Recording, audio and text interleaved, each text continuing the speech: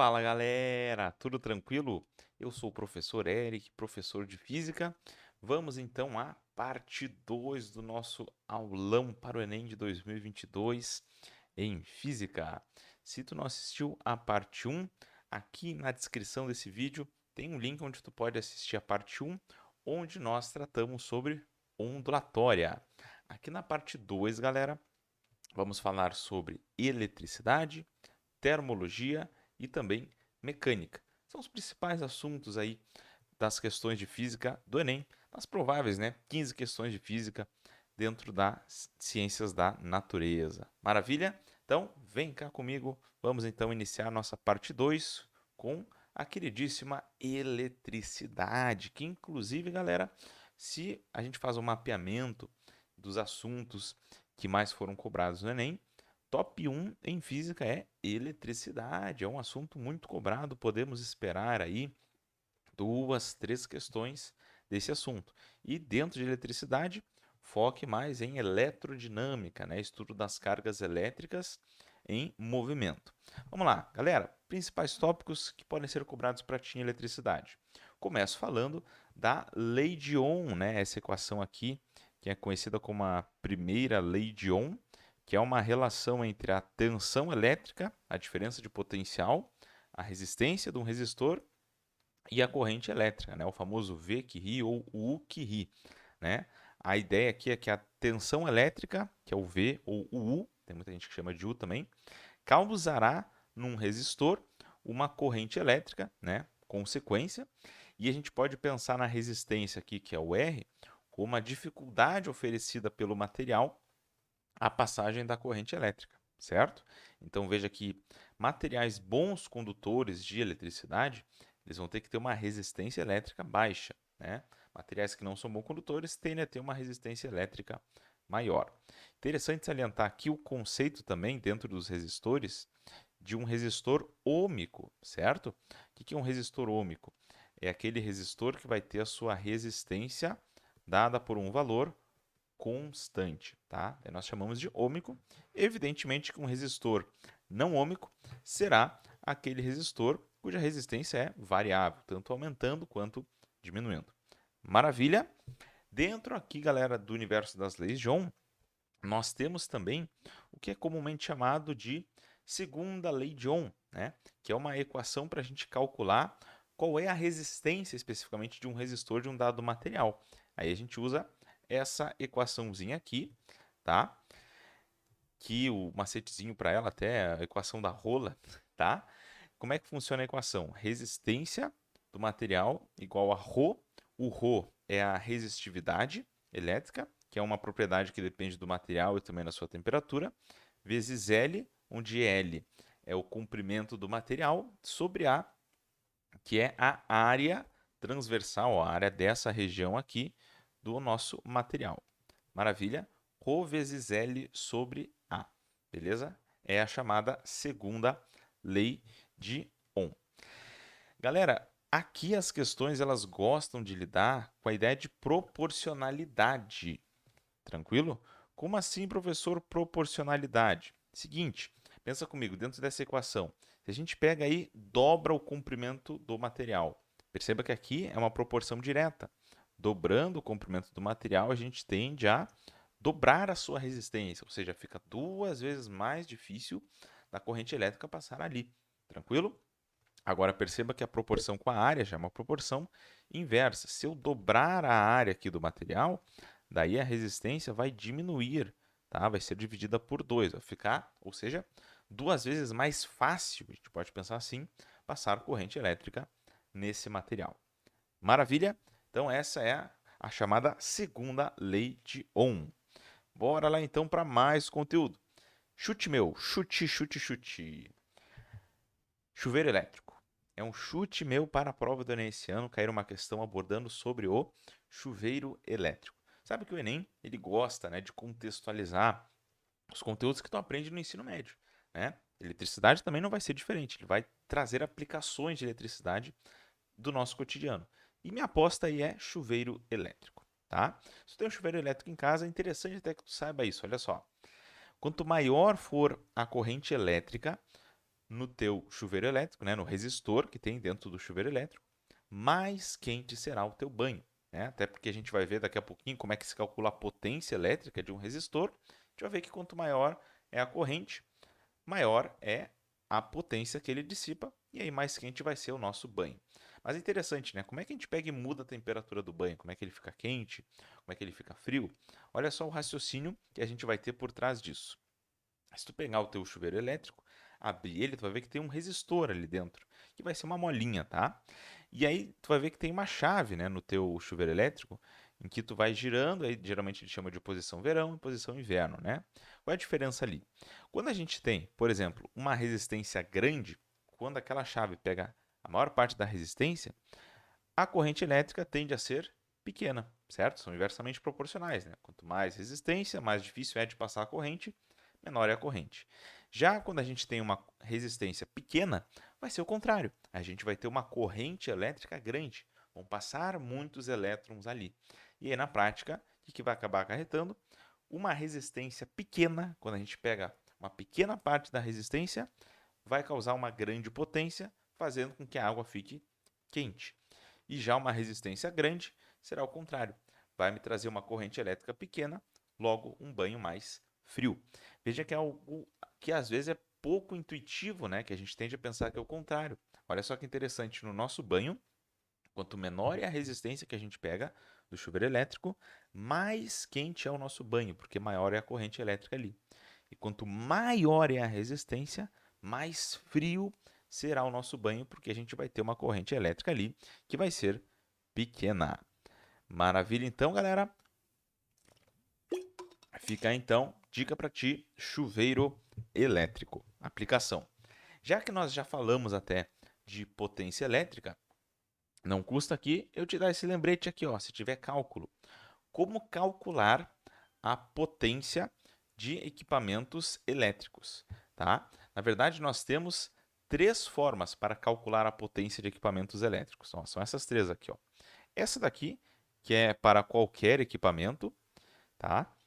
Que os alunos muitas vezes chamam de PIL, fórmula do passarinho, que é pegar a corrente no equipamento vezes a DDP, que passa ali nele. E, especificamente para resistores, nós temos também outras duas formas para calcular a potência. Pode ser por π quadrado, ou seja, a resistência vezes a corrente ao quadrado, ou U quadrado, V quadrado, dividido pela resistência. Beleza? São essas as três formas que a gente tem de calcular a potência de um equipamento. Uma coisa interessante que essa última aqui nos traz. Não sei se já aconteceu, por exemplo, contigo, tu tem um equipamento que ele foi feito para funcionar em 110 volts, certo? Aí tu pega esse equipamento e liga em 220, acidentalmente. O que acontece com esse equipamento? Ele queima. Muito bem. Por que ele queima? Essa expressão aqui me diz o porquê. Porque se a gente pega o equipamento de 110 e liga em 220, a gente liga ele no dobro de volts, certo? O dobro de tensão elétrica. Essa equação nos diz que o mesmo equipamento, quando a gente dobra os volts que ele está submetido, a gente vai quadruplicar a potência dissipada por ele, né? Porque o V ali está ao quadrado. Beleza? E isso acaba acontecendo então do equipamento queimar, porque ele dissipa 4 vezes mais energia do que ele deveria. Maravilha? Então é assim que nós calculamos a potência, né? Quantos watts que um equipamento dissipa. Lembrando, a unidade de potência, não confunda, as pessoas costumam confundir. Potência é dada em watts, ok? E a DDP, a tensão elétrica, é dada em volts, tá? Não confunda. Agora, e se nós tivermos que calcular a energia consumida por um equipamento? Tá? Vamos supor que a gente já saiba a potência e nós queremos saber a energia consumida por um equipamento. Aí usa essa relação aqui da definição. Energia consumida é igual à potência do equipamento, que a questão pode dar, ou vai ter que fazer tu calcular pelas três fórmulas, vezes o tempo que o equipamento permanece ligado, ok? Sem conotação política, mas energia igual a PT, ok? Uma coisa interessante, na nossa conta de luz, existe um campo que diz a energia consumida ali na casa. A energia consumida, quando aparece na conta de luz, não aparece ali em joules, certo? Que é a unidade do sistema internacional. Na conta de luz aparece em quilowatt-hora. Muito cuidado se a questão abordar isso, tá? kWh, e é kWh que se fala mesmo, né? Quilowatt por hora, porque não é uma divisão ali, é uma multiplicação. A gente vai ter isso quando a potência estiver em quilowatt, lembrando que 1 kW são 1000 watts, tá? E quando o tempo estiver em horas, tá? Então, se tu botar o tempo em horas e a potência em quilowatt, tu vai ter energia consumida em quilowatt-hora, que é como aparece na nossa conta de luz. Maravilha aqui? Seguimos. Outro tópico bem importante dentro da eletrodinâmica é a associação de resistores, né? Ou seja, quando a gente pega 2, 3 ou mais resistores e conecta eles a uma bateria, montando ali um circuito elétrico, certo? Nós temos, basicamente, dois tipos de associação de resistores, que inclusive até as questões eles podem misturar, colocar junto elas, tá? Mas são série e paralelo, beleza? Então vamos lembrar aqui as definições, as características de cada associação. Ó, acompanha comigo. Na associação em série, o que define a associação em série? É os resistores serem percorridos pela mesma corrente elétrica.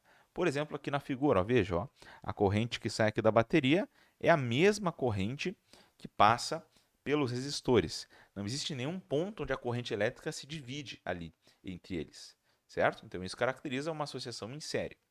Além disso, a voltagem, a diferença de potencial, ela é dividida entre os resistores. Exemplo, vamos supor que aqui eu tenha uma bateria de 12 volts, tá? O que vai acontecer? Esses 12 volts serão divididos entre os resistores. Por exemplo, vai ficar, só um exemplo hipotético, 8 volts aqui e 4 volts aqui. Tá? O de maior resistência ele vai ficar com mais volts para ele. Beleza?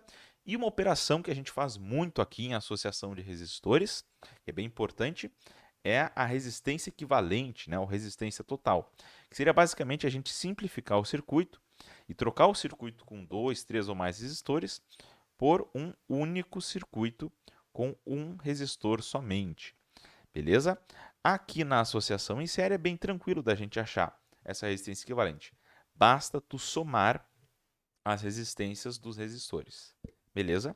E aí tu pode, dependendo do que a questão quiser perguntar para ti, tu pode usar o Ukiri, a famosa lei de Ohm aqui, para calcular a corrente, para calcular a tensão, tá? Aqui nos resistores. Beleza? Bom, e na associação em paralelo? Vamos lá, características. Vê que aqui vai ser o contrário.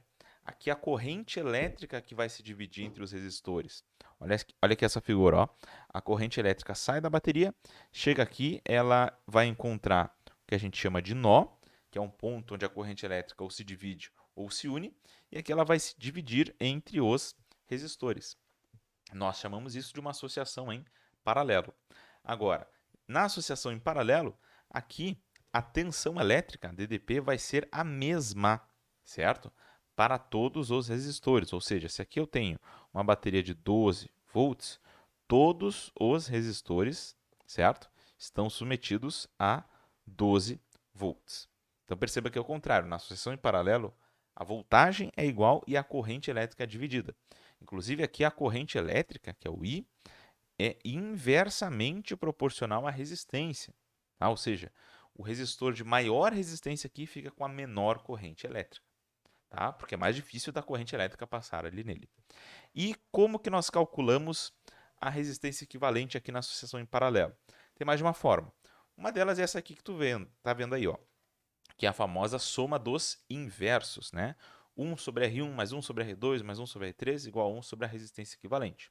É uma das formas, mas tem outros bizus que é interessante tu saber também. Se tu tem dois resistores, tá? Em paralelo, pode calcular a resistência equivalente fazendo isso aqui, ó, multiplicando as resistências, certo? E dividindo pela soma delas. Beleza? Ah, professor, é só quando tem dois resistores? Não, tu pode fazer se tu tem, por exemplo, que nem aqui na figura, uma associação com três resistores. Pode fazer isso aqui. Só que tu sempre vai fazendo de dois em dois resistores. Beleza? Outro bizuzinho que é legal, aí tu tem em mente contigo. Olha só. Se tu tiver resistores iguais associados em paralelo, tá? Resistores iguais em paralelo.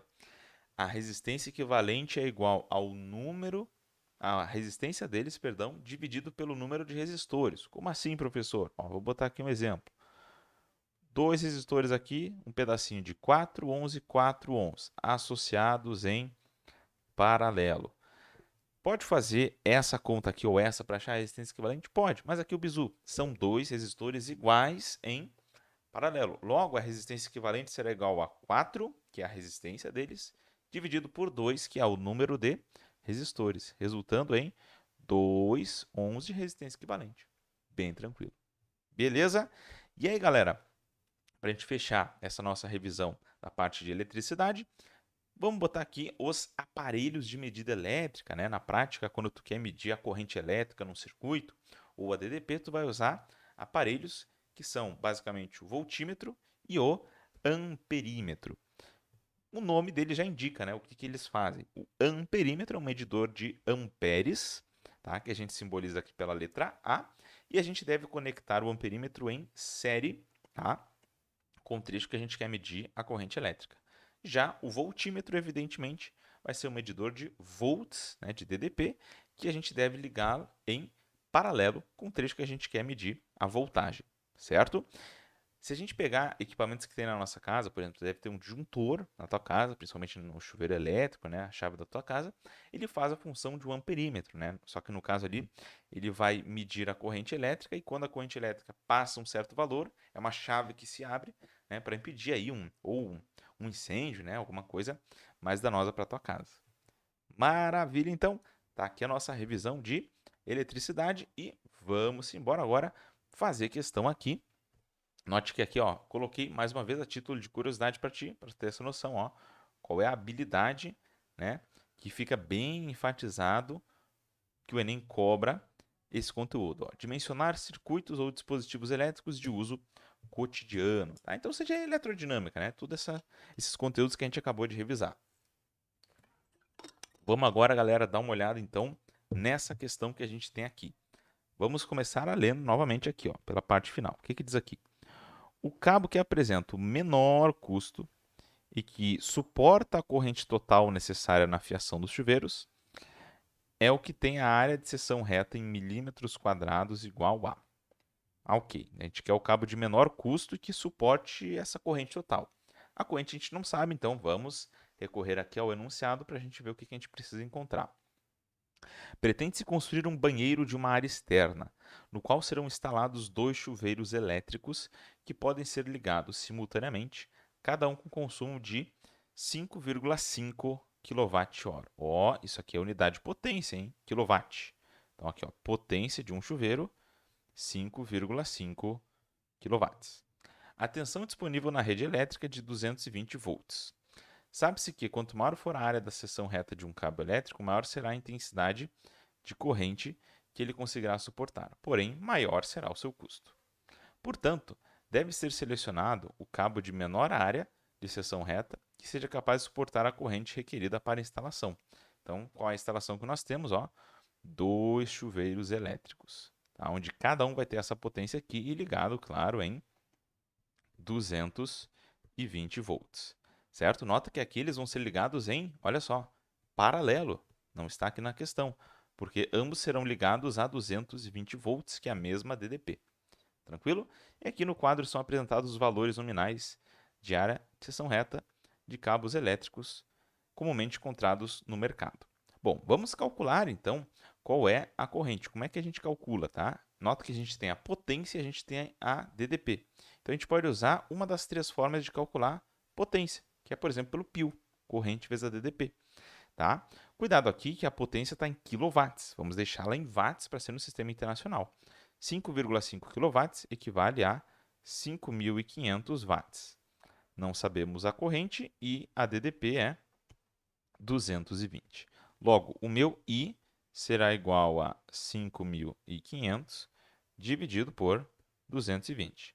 Dou uma cortada aqui, ficamos com 550 sobre 22, o que vai nos dar então uma corrente elétrica de 25 amperes. Só que cuidado, essa é a corrente elétrica que passa em um chuveiro, certo? Então a corrente em um chuveiro, nessa ligação em paralelo, é 25 amperes, tá? Dentro desse cálculo aqui. Se a gente tem dois chuveiros, então, vezes 2, Então, temos ao todo 50 amperes de corrente nessa ligação que a questão fala com 2 chuveiros, tá? E aí a questão quer que a gente escolha qual cabo é mais adequado, sendo que ele quer o de menor custo e que suporte a corrente total. Veja que a questão fala, né? Ela falou que quanto maior for a área, maior é o custo. Bom, vamos ver aqui, ó. Vocês notem que esse cabo, esse e esse aqui já não serviriam, porque eles não suportariam uma corrente de 50 amperes. Sobrariam esses dois aqui, certo? Só que olha só, entre esses dois, o que suporta 54 e o de 100, vemos que esse aqui é o de menor área, né? Então é o que teria o menor custo, que então, de acordo com o que a questão quer, é o mais adequado para essa situação. Por isso, minha gente, ficamos aí como o gabarito dessa questão, letra D, certo? Muito bem. Próxima questão. Essa aqui é uma questão mais curta, veja, né? Então, tu deve levar menos tempo, né, para resolver essa questão. Talvez tu tenha que resolver ela primeiro do que, por exemplo, essa outra que a gente acabou de resolver. Vamos ver o que que ela diz. Qual a potência nominal da lâmpada? Ó, já sabemos o que a gente quer. Ó. Queremos encontrar potência. Ok. Vamos ler o enunciado. No manual de instruções de um conjunto de 30 lâmpadas idênticas, usadas para enfeite, está especificado que o conjunto deve ser ligado em uma rede elétrica de 120 volts, resultando em uma corrente total de 4,5 amperes. Tá? Então aqui, ó, 120 volts é a DDP total, né? E aqui é a corrente total. Lembrando que são 30 lâmpadas, né? No entanto, o manual não informa a potência nominal de cada lâmpada para aquisição de lâmpadas individuais de reposição em caso de queima. Depois de ligar o conjunto, percebe-se que, ao retirar qualquer lâmpada, um terço das demais não acende. Isso é um indicativo para a gente do tipo de associação que nós temos aqui. Na verdade, pessoal, nós temos aqui uma associação mista, porque vai ter série paralelo nessas lâmpadas. Porque se eu tenho 30 lâmpadas, e se ele fala que se eu retirar uma lâmpada, um terço não acende, quer dizer o quê? Que elas estão em uma associação em série, cada terço. Então, se a gente for fazer um desenho, seria mais ou menos assim, ó, a associação. O circuito ele vai se dividir em 3 partes, onde cada parte terá 10 lâmpadas, porque é um terço de 30, ok? Associadas em série. 3, 6, 7, 8, 9, 10. Então, 10 lâmpadas em série, depois mais 10, imagina aqui, mais 10 lâmpadas aqui associadas em série, ok? Bom, mas ele quer a potência de cada lâmpada, tá? Aqui era só para tu interpretar a associação que ele deu. Então, a gente vai pegar mais uma vez, ó, o pio, passarinho, pio. Aí eu vou pegar o I, vou colocar o I total, ok? 4,5. E o U eu vou pegar 120. Tranquilo? Que é DDP total. Se a gente fizer 4,5 vezes 120, a gente vai achar 540 watts. Veja a pegadinha que a gente tem aqui na questão. Tem uma alternativa com 540 watts. Só que isso aqui é a potência total. Ó, temos a corrente total e a DDP total. Tranquilo? Como a questão quer a potência de cada lâmpada, e ao todo nós temos, né? Evidente, 30 lâmpadas. Vamos pegar aqui, e aqui a gente pode fazer isso aqui, ó, dividir por 30. Tá? Por que que aqui nessa questão até nós podemos dividir por 30? Não é sempre necessariamente. Aqui dá para dividir por 30 pelo seguinte. A gente pega aqui esses 3 trechos que a gente tem aqui, hipotéticos, ó. Cada um dos 3 com 10 lâmpadas iguais, associadas em série, a gente vai ter que cada lâmpada, individualmente, vai ser percorrida pela mesma corrente, né? E vai estar sujeita à mesma DDP. São trechos iguais. Então aqui todas as lâmpadas vão dissipar a mesma potência. Por isso que dá para dividir por 30 aqui. 540 dividido por 30, se tu fizer, vais achar então 18 watts, tá? Essa é a potência dissipada por cada lâmpada. E aí ficamos como gabarito dessa questão, letra B. Certo então, galera? Tá aí nossa revisão sobre eletricidade com resolução de questões. Maravilha? Vamos seguir agora e agora vamos sair da eletricidade. Já revisamos esse conteúdo. Vamos agora um pouquinho de cinemática, tá? Galera, dentro de cinemática, que é a área da física que estuda os movimentos, né? A gente aposta em MRU ou MRUV, né? Se a gente mapear as questões do Enem, foi o conteúdo de cinemática que mais caiu. Pode cair uma coisa de movimento circular? Pode, né? Sempre há essa possibilidade. Mas o que é mais focado no Enem é MRU e MRUV, tá? Até porque a habilidade do Enem ela é mais genérica quanto isso. Ela só, depois a gente vai ler ela, tá? Ela só diz que tu tem que ter conhecimento dos diferentes movimentos do universo e suas causas, né? Então ela dá margem. Mas vamos focar mais em MRU e MRUV. Eu começo já abrindo aqui, ó, te dando esse gifzinho com dois carros e eu começo te perguntando qual carro, entre o azul e o vermelho, qual carro está em MRUV? Responde para mim. Qual carro está em MRUV? É o azul. Por que que é o azul? Já vamos revisar uma característica dos dois movimentos, né?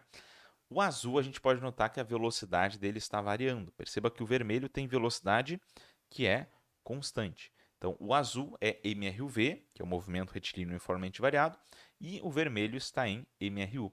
Outra coisa interessante, ó, aqui a gente tem a formação, para te relembrar, ó, dos gráficos dos dois movimentos. Tá? Aqui o primeiro é de posição por tempo, depois velocidade por tempo e depois de aceleração por tempo. Tá? Na esquerda do carro vermelho e na direita no carro azul. Perceba que a posição por tempo do MRU é uma reta e do MRUV tu vai ver que vai se formando é uma parábola, um pedacinho de parábola ali. Tá? Porque até tem aquela equação do MRUV que vai ser com tempo ao quadrado, né, do segundo grau. Já o gráfico ali do meio, de velocidade por tempo, no do MRU, que é o vermelho, ó, reta constante. Por quê? Porque no MRU a velocidade não varia, é constante.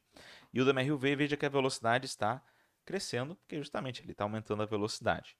E o último de aceleração por tempo, ó, não tem aceleração no MRU, velocidade não varia, e tem aceleração no MRUV, mas é uma aceleração que é constante. Maravilha aqui? Sigo. Vamos a cálculos, né? As equações, principais equações do MRV e também até essa primeira vai valer para o MRU, tá?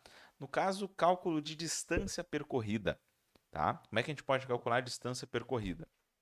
A gente pode usar o famoso Deus vê tudo, aqui, é distância igual a velocidade vezes tempo. No caso do MRUV, isso aqui será a velocidade média, tá? Só tome cuidado com isso. Tu pode usar essa expressão também para o MRU, tá? Daí a velocidade é sempre a mesma. Ou, se tu quiser, temos também essa equação aqui para o cálculo da distância percorrida, que é o d igual a v0t, né, velocidade inicial vezes o tempo, mais at quadrado sobre 2. Aceleração vezes o tempo ao quadrado, dividido por 2. Ok? Mas, galera, uma equação que foi muito cobrada nas últimas edições do Enem, tá? Bem frequente ela, é a nossa queridíssima equação de Torricelli. Como que é a equação de Torricelli? Vamos lá, aqui está ela. Velocidade final ao quadrado igual a velocidade inicial ao quadrado mais 2 vezes a aceleração vezes a distância. Tá? Grandíssima equação de Torricelli para o MRUV. Agora, importante também que tu saiba, né? Quando, em qual situação que tu deves utilizar a equação de Torricelli para resolver a questão de MRUV? Simples. Quando não envolver o tempo na resolução da questão, quando não envolver, quando não te der, não precisar calcular a variável tempo, então aí tu vais usar a equação de Torricelli para resolver a questão. Maravilha aqui dentro de cinemática? Esses são os principais tópicos. Claro que aí, dentro de MRU e de MRUV, o Enem pode cobrar aplicações do MRU e do MRUV. Por exemplo, queda livre, que é MRUV também, né? Só que é MRUV que ocorre na vertical, o lançamento para cima, tá? Lançamento horizontal, são os mesmos cálculos do MRU e do MRUV, só que aplicados, tá? Mas as equações em si são as mesmas. A diferença, por exemplo, aqui na queda livre e no lançamento vertical, assim, na aceleração, tu vai botar a aceleração da gravidade, que, por exemplo, na Terra é 10 metros por segundo ao quadrado. Maravilha? Vamos então aqui a uma questãozinha maravilhosa de cinemática. Veja que aqui aparece a habilidade que eu tinha mencionado para ti, ó. Caracterizar causas ou efeitos dos movimentos de partículas, substâncias, objetos ou corpos celestes. Né? Uma coisa bem genérica, então eles abrem margem para colocar qualquer tipo de movimento, mas eles cobram mais MRU e MRUV. Vamos ver essa questão aqui, ó. A pergunta: no momento da máxima aproximação de Plutão, o valor mais próximo do tempo decorrido entre o envio de uma imagem pela antena transmissora e sua recepção pela antena receptora é. Então, nós queremos encontrar, ó, sempre importante, o que nós queremos encontrar? Tempo. Queremos encontrar o tempo. Vamos ver o enunciado. No dia 14 de julho de 2015, a sonda espacial norte-americana New Horizons atingiu o ponto mais próximo que qualquer artefato humano esteve do planeta não Plutão. Nesse instante, a distância da sonda à Terra era de aproximadamente 5 bilhões de quilômetros. As primeiras imagens de Plutão não chegaram à Terra instantaneamente quando enviadas através de um sinal de rádio, pois a velocidade da luz é 3 vezes 10 na 8 metros por segundo. Ó, aqui temos a velocidade. Como a gente considera, né, que a luz se propaga com velocidade constante, na verdade é uma questão de MRU, que a luz tem velocidade constante. Então aqui nós temos a velocidade e aqui nós temos a distância percorrida, né, pelo sinal de luz. Tá? 5 bilhões de quilômetros. Então, para calcular o tempo, a gente pode usar o nosso queridíssimo Deus vê tudo, distância igual a velocidade vezes tempo. Com o cuidado de converter as unidades, ó, que aquele que é, né, em segundos. Se eu tenho a velocidade de metros por segundo, vou pegar essa distância, que é de 5 bilhões de quilômetros. Bilhões tem 10 na 9, são 9 zeros no bilhões, tá? 5 vezes 10 na 9 quilômetros. Vou colocar em metros, né? Eu multiplico por 1000 de quilômetro para metro. Fico com 5 vezes 10 na 12 metros. Ok? Então aqui já tenho a distância em metros, aqui a velocidade certinho. Agora é só jogar na equação e achar o tempo que leva para o sinal ir aí de um planeta ao outro. Bota aqui então 5 vezes 10 na 12 igual a 3 vezes 10 na 8 vezes o tempo. Então logo o tempo é 5 vezes 10 na 12 dividido por 3 vezes 10 na 8. Maravilha? Aí fazendo a conta aqui, galera, ó, potência de 10, mantém aqui a base, subtrai os expoentes. 12 menos 8 fica 10 na 4. E aqui o 5 dividido por 3, até se tu fizer essa conta, vai dar 1,666, tá? Aproximadamente. Tu olha aqui as alternativas, nossa, professor, não tem nenhuma alternativa. Não, não te preocupa, porque ele quer aqui, ó, o valor mais próximo, tá? 1,6 vezes 10 na 4, temos o valor mais próximo aqui na letra D, ó. 1,7 vezes 10 na 4. Então, gabaritinho aqui dessa questão, letra D. Vamos a mais uma, mais uma. Olha essa daqui. Nessas condições, a distância necessária para a frenagem desde a velocidade até a parada completa do veículo será reduzida em um valor mais próximo de. Então, ele quer saber o quanto que uma certa distância será reduzida. Qual distância é essa? Vamos verificar ali. Veja só. Os acidentes de trânsito são causados geralmente por excesso de velocidade.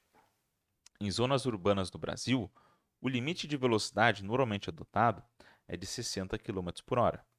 Uma alternativa para diminuir o número de acidentes seria reduzir esse limite de velocidade. Considere uma pista seca em bom estado, onde um carro é capaz de frear com uma desaceleração constante de 5 metros por segundo ao quadrado. Tá? Então, aqui é a aceleração, tá? 5 metros por segundo ao quadrado. E que o limite de velocidade reduza de 60 para 50 km por hora. Tá? Então, cuidado que a gente tem que interpretar essa questão. Olha a situação, acompanha comigo, cara. Interpreta direito esse negócio aqui. A situação é essa, ó. Um carro está a 60 km por hora, ok? E ele vai frear até ele parar. Ou seja, parar velocidade igual a zero. Aí, cuidado, isso aqui, ó, olha a diferença. Eu vou imaginar uma outra situação com esse mesmo carro, onde ao invés de estar inicialmente a 60, ele vai estar a 50 km por hora. Então, cuidado, são movimentos diferentes. E ele vai frear até parar, obviamente vai percorrer uma distância menor. Tranquilo? O carro tem a mesma desaceleração, essa de 5 metros por segundo ao quadrado. Eu quero saber o quanto que um carro percorre a mais do que o outro. É isso que a questão quer saber. Bom, se a gente analisar os dados, primeiro que aqui a gente tem um MRUV, né? Tem aceleração. Tem tempo, a gente tem um tempo que leva para o carro parar nas duas situações? Não tem. Não tem tempo, Torricelli. Só que a gente vai ter que fazer Torricelli duas vezes. Porque são duas distâncias que eu tenho que achar. a distância considerando que o carro começa a 60 por hora e a distância considerando que ele começa a 50 por hora. E ver quanto que uma tem a mais em relação à outra. Maravilha? Então, se a gente pegar o Torricelli, V final ao quadrado igual a V inicial ao quadrado mais 2 vezes A vezes D. Ok? Bom, o que a gente nota? Nas duas situações, V final é zero. Então, zero igual a V0 ao quadrado mais 2 vezes A vezes D. Tá? Para as duas situações. Vou começar calculando a distância que o carro percorre nessa primeira situação, considerando que a velocidade inicial dele é 60 km por hora. Cuidado! Devo colocar 60 ali na velocidade inicial? Não, porque isso aqui está em quilômetro por hora. Deves colocar em metros por segundo. Como é que tu converte? Divide por 3,6. Então vai ficar assim, 0 ao quadrado igual a 60 sobre 3,6 ao quadrado, mais 2 vezes menos 5, aceleração. Por que negativa? Porque é uma desaceleração, vezes d. Sigo. 0 igual a... Vou deixar aqui por enquanto, tá? 60 sobre 3,6 ao quadrado, menos 10d. Ok? Logo, 10d igual... Vou botar aqui, ó, 60 vezes 60 sobre 3,6 vezes 3,6, porque está ao quadrado. Dá para cancelar aqui o 10 com 1 zero do 60. Ok? Ficando no final com 60 vezes 6 dividido por 3,6 vezes 3,6. Aqui o Enem foi um pouco sacana, porque nos resta uma conta com vírgula. Vou botar aqui o resultado final para ti já. Tu vai achar que essa distância é 27,7 metros, aproximadamente. Tá? Já te deu o resultado final aqui dessa conta. Temos que repetir o procedimento agora para essa situação, imaginando que o carro está inicialmente a 50 km por hora só, ao invés de 60. Vamos ver qual é a distância que esse carro percorre. Vamos repetir o Torricelli, novamente, ok? Com a diferença de que agora a nossa velocidade inicial será 50 km por hora, que também devemos passar para metros por segundo, certo? Então, vamos ficar com 0 igual a 50 sobre 3,6 ao quadrado, mais 2 vezes menos 5 vezes a distância. Ok? Se tu reparar, o cálculo em si vai ser a mesma coisa, com a diferença que vai ter 50 ao quadrado ali em cima. No final, a gente vai ficar com isso aqui, ó. 10d igual a 50 vezes 50 sobre 3,6 vezes 3,6. Corta o 10 com o 0 aqui. Então, tu vai ficar com 50 vezes 5 sobre 3,6 vezes 3,6.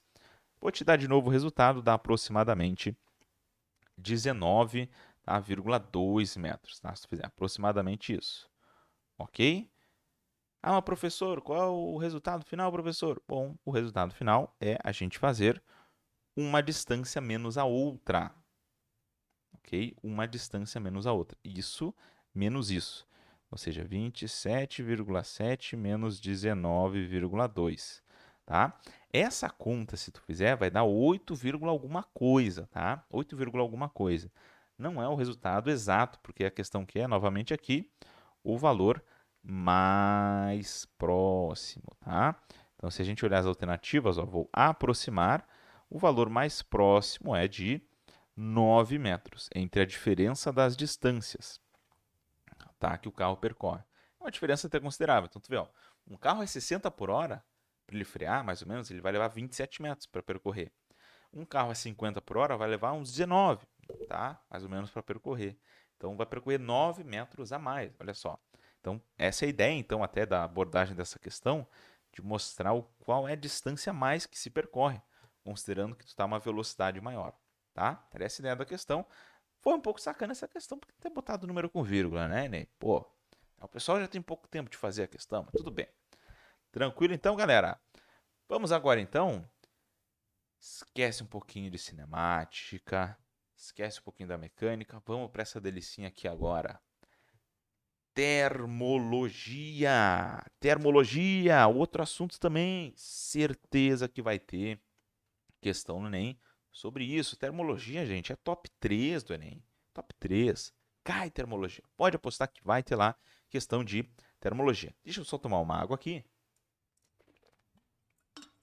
E vamos lá, então, destrinchar os principais conceitos e equações dentro da nossa querida termologia. Vamos lá. Vamos começar primeiro, né, galera, falando das formas de transmitir calor através de um corpo. Lembrando que calor é uma energia que é transmitida entre corpos com temperaturas diferentes, né? Quando eu tenho um corpo quente e um corpo frio, né, existe uma transmissão de energia, que é o que a gente chama de calor, do quente para o frio. Ok? Veja que calor não é o contrário de frio, tá? Frio é o contrário de quente. Frio é um conceito de temperatura, quer dizer a temperatura estar baixa. Quente quer dizer a temperatura estar alta, as moléculas muito agitadas. E calor é uma energia que existe entre uma transferência de um corpo quente para um corpo frio. Calor não tem a ver com a temperatura ser alta, não. Calor tem a ver com a temperatura dos corpos serem diferentes. Tranquilo aqui? Bom, existem formas da gente transmitir calor, tá? Para um corpo. Uma dessas formas é a que a gente chama de condução. O que vai ser a condução? Ela ocorre principalmente nos sólidos, até pode acontecer em líquidos e gases, mas é uma intensidade bem menor. Ela ocorre nos sólidos e é o que ocorre, por exemplo, se tu pega uma barra de metal, aqui eu estou esquentando ela, aqui ó, através de um foguinho, e aí o calor ele vai sendo transmitido de molécula para molécula, tá? De colisões, e assim que ele vai sendo transmitido através dessa barra de metal, tá? De molécula para molécula. Essa transmissão de calor, então, nós chamamos de condução. Por isso que tu não deve cozinhar, não é recomendado cozinhar com uma colher de metal, né? Porque conduz muito bem o calor. Maravilha? Vamos então aqui à próxima forma de transmitir calor, que é a convecção. Galera, a convecção ela vai ocorrer nos fluidos. O que são fluidos, professor? Fluidos são líquidos e gases, tá? Quando, por exemplo, a gente esquenta a água no nosso fogão, na nossa casa, o calor é transmitido aqui através da convecção. Basicamente, como é que funciona aqui a ideia da convecção? A gente tem uma parte quente embaixo e uma parte fria em cima. A parte quente, por estar a uma temperatura maior, as moléculas estão mais agitadas, então elas vão ocupar um volume maior, acabando com que essa parte lá de baixo fique menos densa, que é o quente. Só que o menos denso tende a ficar onde? Em cima, certo? Então o quente já vai acabar subindo e o frio descendo, e nesse movimento que nós chamamos de corrente convectiva, que é do quente subir e o frio descer, ocorre a troca de calor entre o quente e o frio. Maravilha? Aqui perceba que existe, olha só, nesse fenômeno, uma transmissão de calor e de matéria, porque a molécula de água ela não fica no mesmo lugar, ela vai para cima, no caso a quente, e ela vai para baixo, no caso da fria. Na condução não acontecia isso, tá? As moléculas ficavam na mesma posição, elas só ficavam mais agitadas. É, por exemplo, graças à convecção que a geladeira, a gente consegue explicar um princípio interessante na geladeira, né? Geralmente na geladeira, o que acontece? O freezer vai ficar em cima, né? E aí embaixo tu vai ter congelador ali. E aí o que acontece? Existe, não sei se tu já reparou, claro, espero que sim, né? Existem grades nas prateleiras da geladeira. Essas grades, tá? Por que não é fechado as grades, tá? Até existe geladeira que não é gradeada, né? Que é tudo fechado, mas não é tão eficiente. Isso existe para o quê? Para o ar poder circular. O ar quente que está mais aqui embaixo sobe e o ar mais frio aqui no freezer desce, né? Ocasionando essa troca de calor para a geladeira funcionar. É o mesmo princípio do ar-condicionado também. Certo, minha gente? Então, essa é a segunda forma. Já foi condução e convecção. Vamos à nossa terceira e última forma de transmitir calor, que é transmitir calor por radiação. Como é que funciona, minha gente, a transmissão de calor por radiação? Essa transmissão de calor ela ocorre por ondas eletromagnéticas. Se tu viu a parte 1, deve lembrar das ondas eletromagnéticas lá do Raman-Lux-G, certo? No caso aqui do ser humano, nós emitimos principalmente o infravermelho, né? Então, essa forma de transmitir calor ocorre através dessas ondas eletromagnéticas, que são ondas, vamos lembrar, que se propagam no vácuo. Então, por exemplo, a única forma de transmitir calor que a gente pode ter no vácuo é por radiação. Por isso que o calor é transmitido aí, como tu está vendo, do Sol para a Terra através de radiação, de ondas eletromagnéticas. Interessante aqui mencionar, galera, às vezes tu pode ter numa mesma situação, mais de uma forma de transmitir calor acontecendo. Por exemplo, que nessa figura que tu está vendo aí, uma pessoa segurando uma panela. Veja, o fogo emite radiação, né? Emite ondas eletromagnéticas. Então tem essa forma de transmitir calor. Se a pessoa segura ali, ó, a alça da panela, o calor é transmitido ali por condução, uma vez que temos um metal ali, e a água está esquentando por convecção, né? Água quente subindo, a fria descendo e tendo essa troca de calor. Tá? Numa mesma situação, sim, tu pode ter as três formas de transmitir calor. Um exemplo que eu chuto, olha só, mais um chute meu que pode aparecer é a garrafa térmica.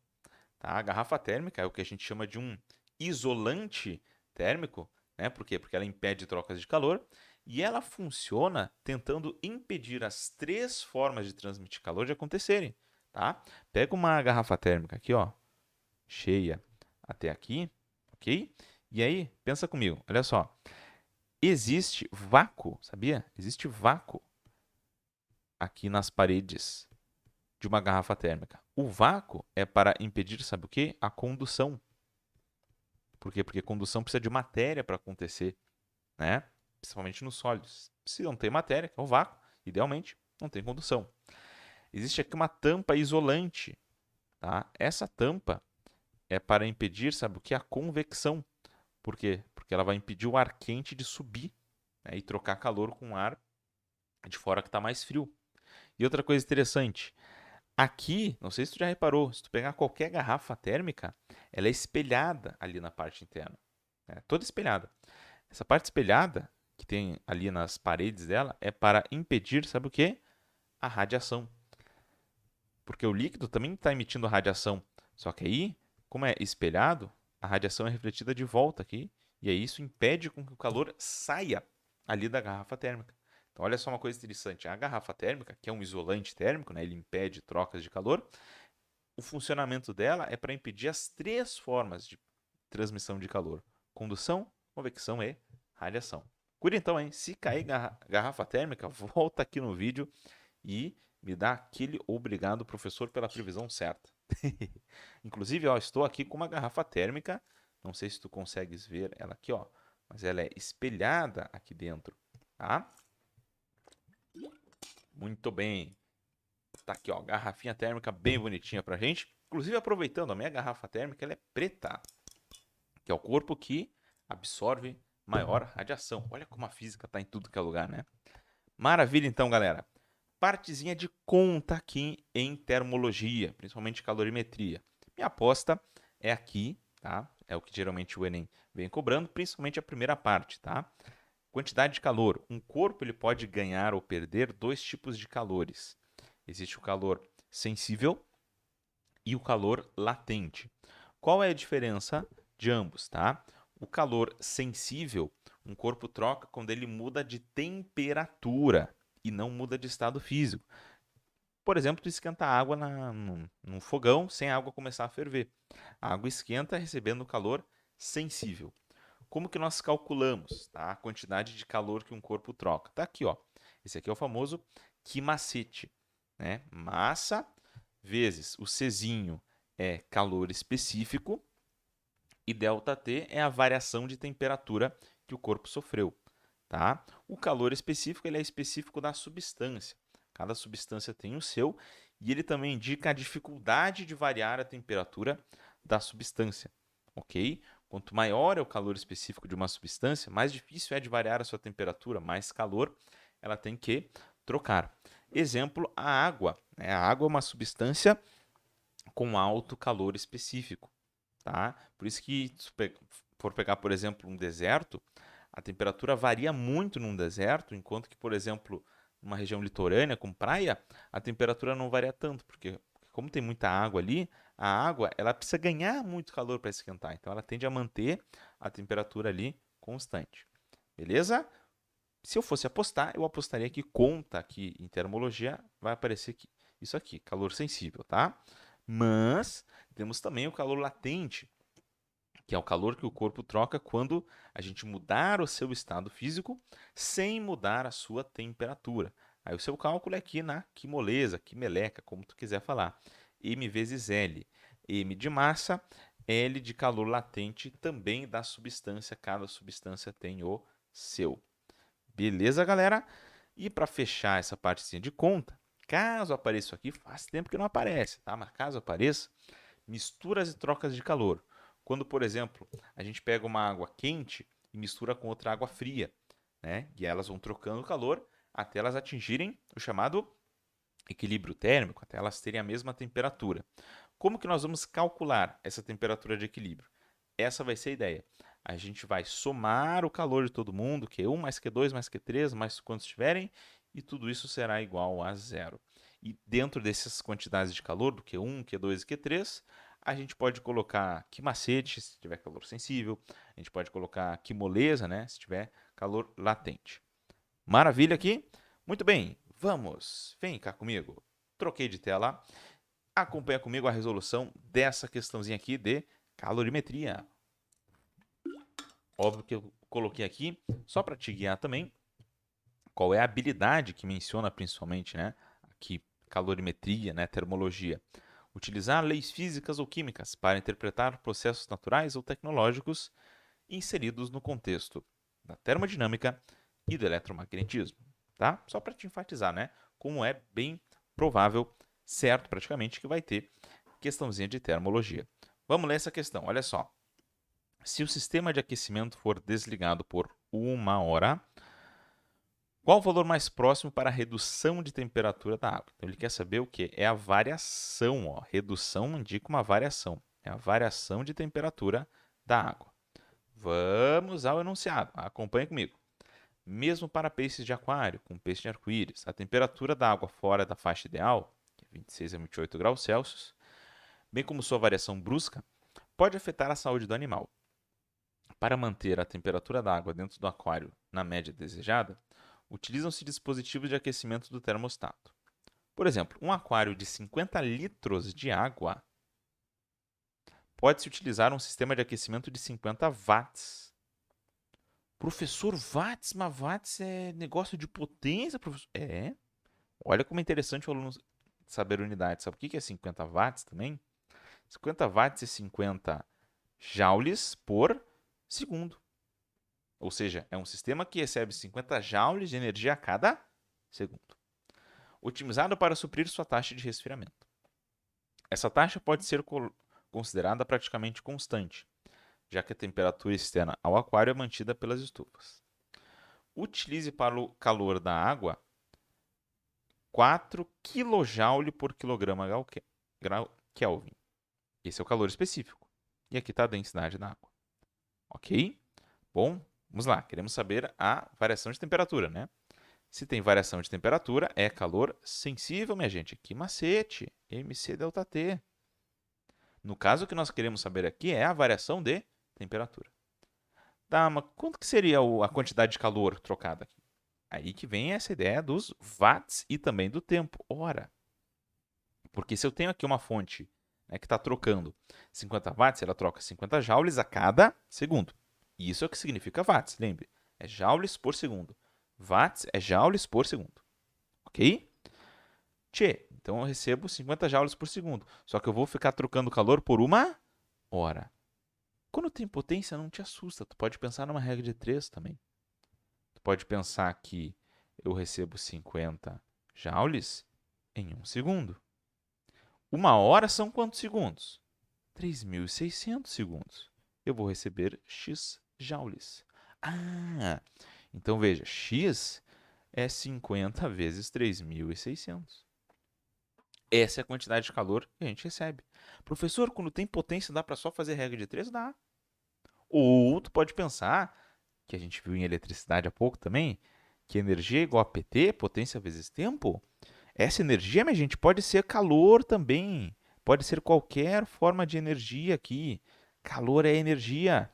Tu pode botar aqui também se tu quiser, vai dar no mesmo. Então, isso é o que eu vou colocar, acompanha comigo, aqui no lugar do quê? 50 vezes 3.600. Olha como o Enem é maldoso. Professor, não dá para fazer multiplicação? Dá, eu vou deixar aqui. Olha como o Enem é maldoso. A massa. Bom, aqui a questão falou, né? 50 litros de água.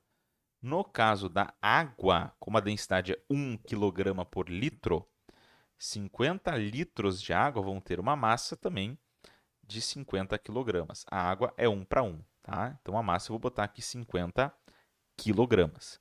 Por que eu estou colocando em quilogramas? Pela unidade, aproveitando o gancho, ó, do Czinho, do calor específico. Olha bem, 4 kJ por quilograma Kelvin. Então, aqui, ó, olha interessante a unidade do Czinho. Ele diz a unidade das outras coisas, ó, quilograma, kilojoule, Kelvin. Só que tem um problema. Aqui o Czinho está em kilojoule, né? E aqui a gente usou a energia, o calor, em joules. Então, eu vou tirar de quilojoule para joule. 4 kJ por quilograma grau Celsius é 4.000 joule por quilograma Kelvin.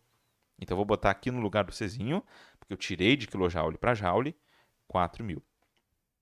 E aí, vou achar o ΔT. Olha que legal. Dá para cortar o 50 com 50, tendo os dois lados. Eu ficaria com 3.600 igual a 4.000 vezes ΔT. Dá para cortar dois zeros. Pá, pá. Quanto que é o meu ΔT no final? É 36 dividido por 40. Isso, se tu for simplificando por 4, eu fico com 9 sobre 10, que é a mesma coisa que 0,9 graus Celsius. Ah, mas professor, estava em Kelvin ali o Czinho, não tem problema. Propriedade, propriedade, propriedade. Uma variação, quando tratamos de variação de temperatura em graus Celsius tem o mesmo valor em Kelvin. Variações de temperatura, ok? Então, ficamos como gabarito aqui dessa questão, letra C. Então, era uma questão, veja bem, de usar o que macete, né? Calor sensível, tá? Só que ele não te deu de graça, por exemplo, a quantidade de calor. Ele te deu a potência ali, quantos watts, que nós achamos aí a quantidade de calor por uma simples regra de 3. Ok? A massa ele também não te deu direto, mas né, te deu quantos litros, tá? E o Czinho tu só tinha que usar em joule, já que ele te deu em quilojoule, né? Deixa tudo em joule. Maravilha, galera! E aí, com isso, fechamos essa partezinha aqui de termologia. Vamos ao nosso último tópico do nosso aulão de revisão para o Enem, que é energia mecânica, tá? O último dos tópicos mais importantes de física para o Enem, energia mecânica, ok? Galera, o que eu quero que tu saiba aqui, tá? Primeiro, energia mecânica, na verdade, é uma soma de energias.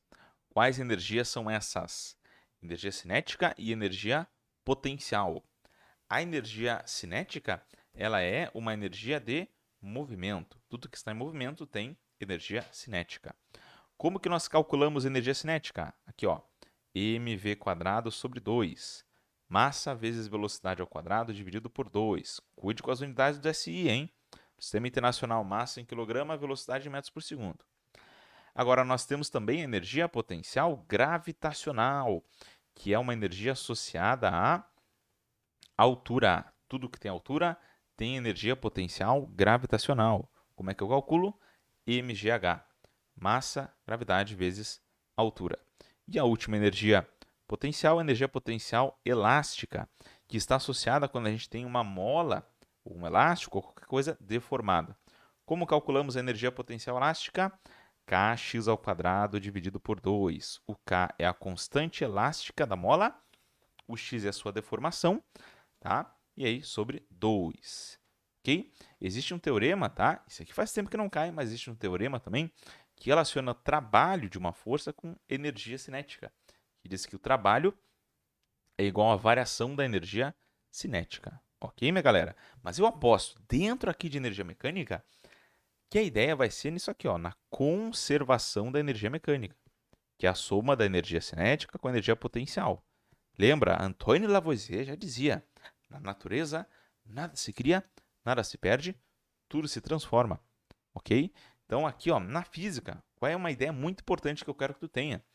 A energia mecânica de um sistema, quando ele for conservativo, quando não tiver atrito ou forças dissipativas, a energia mecânica será constante, a mesma. É evidente que eu posso transformar um tipo de energia em outro, mas a energia mecânica, que é a energia total do sistema, deve ser a mesma. Por exemplo, aqui, ó, um skatista. Ideia clássica aqui. Conforme o skatista vai oscilando, Se a gente desprezar o atrito, olha o que vai acontecendo. Aqui em cima, ele vai ter energia potencial gravitacional, EPG, né, que é dado pelo mgh. Aí, conforme ele desce, ele vai transformando a energia potencial gravitacional em energia cinética, né, em energia de movimento, que é o mv² sobre 2. E depois, quando ele sobe, ele vai transformar novamente a energia cinética em potencial gravitacional e assim sucessivamente. Se a gente pegar, por exemplo, uma cama elástica, que já foi a questão do Enem até, quando a pessoa está lá embaixo na cama elástica, considerando o referencial zero ali, ela tem energia potencial elástica, né? Ela está deformando ali a cama elástica. Aí, quando ela vai subindo, ela vai transformando a energia potencial elástica em cinética também. Só que aí depois a energia cinética, conforme ela vai subindo, vai se transformando em energia potencial. Opa, dei um tapão no microfone. Em energia potencial gravitacional. Mas a energia mecânica, tá? Cuidado com isso. A energia mecânica, que representa a energia total, permanece a mesma. Maravilha? Vamos aqui para a gente encerrar, fazer essa questãozinha, tá? Aqui eu trouxe a habilidade que menciona principalmente isso, ó. Avaliar possibilidades de geração, uso ou transformação de energia em ambientes específicos, dando implicações éticas, ambientais e sociais, né? Ou seja, a parte de energia, né? Transformação de energia. O Enem gosta bastante de hidrelétrica. Como o Enem gosta desse tema? Ele relaciona principalmente energia potencial gravitacional com hidrelétrica, tá? Muitas questões já cobraram isso. Essa aqui é um exemplo. Olha só. Considerando a situação apresentada e desprezando efeitos de perdas mecânicas elétricas, a pergunta da questão é: qual deve ser a potência do motor? Potência. Isso é o que a gente quer saber. Vamos ao enunciado. Um agricultor deseja utilizar um motor para bombear água. Aquele da densidade da água, 1 kg por litro. De um rio até um reservatório onde existe um desnível de 30 metros de altura. Opa, aqui é a altura, hein? 30 metros. Entre o rio e o reservatório, como representado na figura. Ele necessita de uma vazão constante de 36 mil litros. Ah, isso aqui ó, é a quantidade de água em uma hora que passa. Considere a gravidade igual a G. Então ele quer saber a potência. Professor, como é que dá para relacionar a potência aqui? Ó? Energia igual a PT. Potência vezes tempo.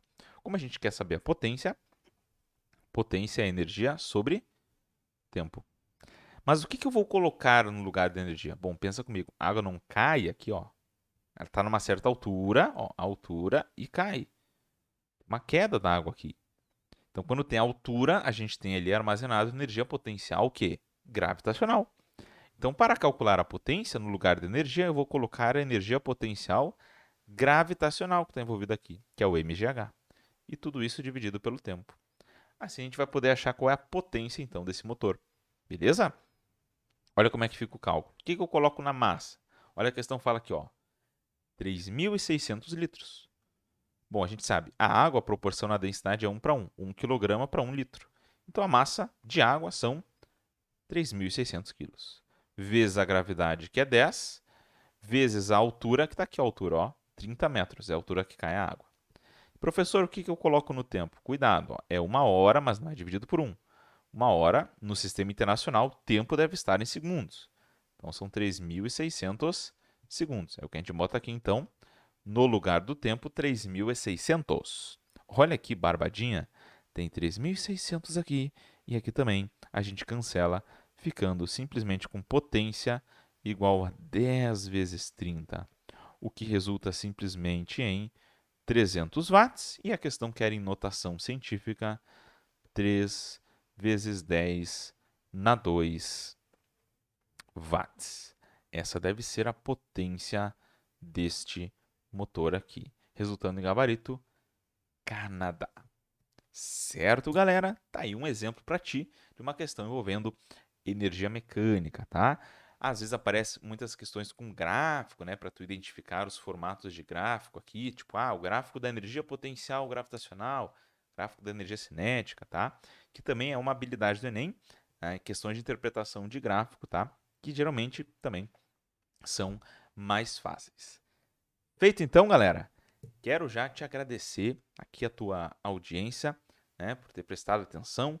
Espero que esse pré-prova, esse aulão, tenha te ajudado, te dado dicas, né, dos assuntos que mais são cobrados em física no Enem. Espero que caia muita questão do que a gente falou aqui, para que tu se dê bem no domingo na prova do Enem.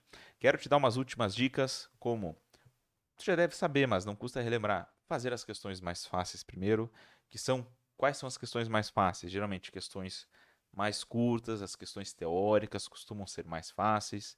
Questões com poucos dados também, né? Costumam ser as mais fáceis, que vão te ajudar na TRI. Claro que tu pode ter a tua estratégia, mas uma estratégia interessante que eu acho para esse dia, tu vai fazer muita conta, é fazer as questões de matemática básica primeiro. Pega a prova de matemática, seleciona as de matemática básica, as mais fáceis, faz elas primeiro. Depois tu pode ir para a natureza, aí natureza fazer as mais fáceis, um pouquinho de física, química, biologia, tá? Depois voltar para matemática, começar a fazer mais algumas e depois para a natureza, para aquelas que tu classificou como mais difíceis, tá? Mas é muito importante que antes de começar a fazer a prova, tu não saia resolvendo as questões, né? A moda louco. Faça o mapeamento das questões que te parecem mais fáceis e faça elas primeiro, porque isso, claro, vai te ajudar na TRI, ok? No mais, é isso aí. Vou pedir agora para ti novamente. Gostou desse aulão? Foi útil para ti? Deixa um like aqui, clica no gostei e te inscreve aqui no canal, clica no sininho das notificações. Se também tu acha que isso vai ser útil, divulga isso aqui nas redes sociais, divulga para os teus amigos, tá? Para todo mundo poder ter acesso a um conhecimento mais democratizado. No mais é isso aí, te desejo uma ótima prova no domingo. Dá um tchau aqui para o Sr. Eric. Tchau!